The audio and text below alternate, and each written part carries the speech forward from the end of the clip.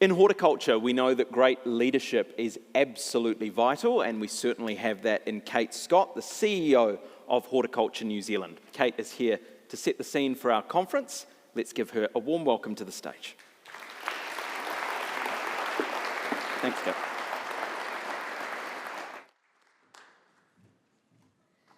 Kia ora koutou, everybody. Morena, welcome to you all.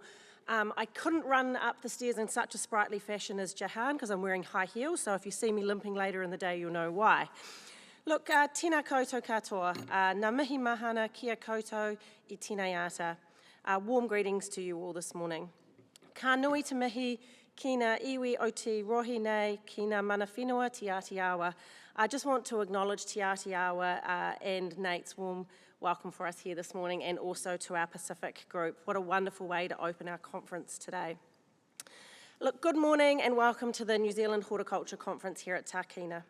We are honoured to be joined by the Honourable Todd McLean, Minister for Agriculture, Trade and Investment. And Minister, we thank you for your support and for recognising the importance of horticulture to New Zealand's economy, communities and future. Thank you also to our speakers, panellists, delegates, sponsors and exhibitors.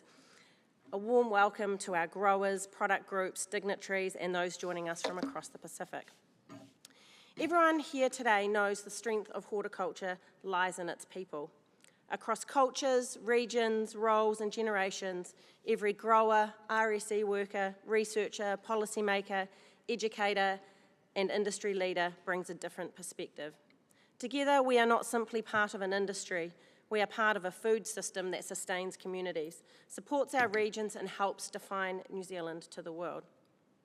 It has been just over 12 months since my first conference as Chief Executive, a year of change, achievement and challenge that has again shown the determination of our sector.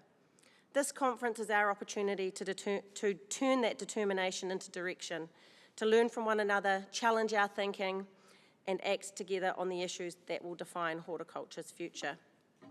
Horticulture is one of New Zealand's fastest growing primary industries. The latest Situation and Outlook for Primary Industries report forecasts export revenue to reach $9.2 billion at the end of June this year. That is more than a milestone. It is proof of what growers can achieve through sustained innovation, investment and hard work. So I'd like you to give each other a round of applause for your achievements.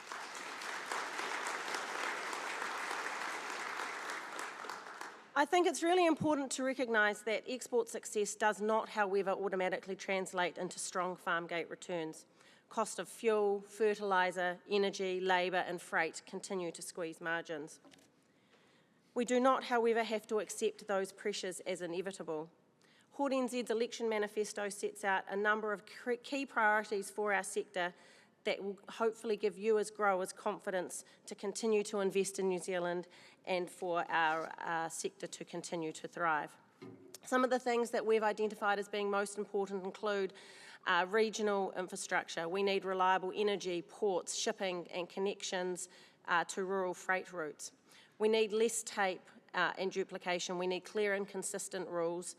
We need stronger biosecurity and access to crop protection tools. We need to ensure that there is enduring water security and pathways for climate adaptation. Without long-term water access and access to community-scale storage, the settings for resilience will be limited. We need a skilled and sustainable workforce, and the RSE scheme remains an integral part of that for our sector. We need fair and competitive grocery markets so that growers can capture value. These priorities are not simply a response to today's pressures, they are the foundations for our sector that people will want to be able to lead for generations to come. Horticulture depends on creating businesses that the next generation can see themselves building a life in. That means profitable businesses with the confidence and capability to invest, adapt and lead. Succession is not simply a transition of ownership, it is a transition of skills, leadership, knowledge and opportunity. It is how we ensure the next generation does not merely inherit our challenges but has the tools to overcome them. But opportunity is not inevitable. Without margins, growers cannot invest in technology, train people or manage risk. We need practical innovation, skilled people, partnerships, shared equity, and clearer pathways for our young growers. Māori participation will also be central to the future of our sector. Our future must be broader, more diverse and more ambitious than our past. If New Zealand gets the fundamentals right, horticulture can do far more than grow export value. It can put healthy and affordable produce on New Zealand's tables. It can strengthen food security, create opportunities for our regions and ensure more value flows back to growers and their communities. So let's use these 2 days well. Let's be honest about what is holding growers back, generous in sharing what works and bold enough to turn good ideas into practical action. Let's leave this conference not only encouraged, but committed, clear about the future we want and ready to build it together. Thank you for joining us here today. The future of horticulture will not be shaped by any one person or organisation.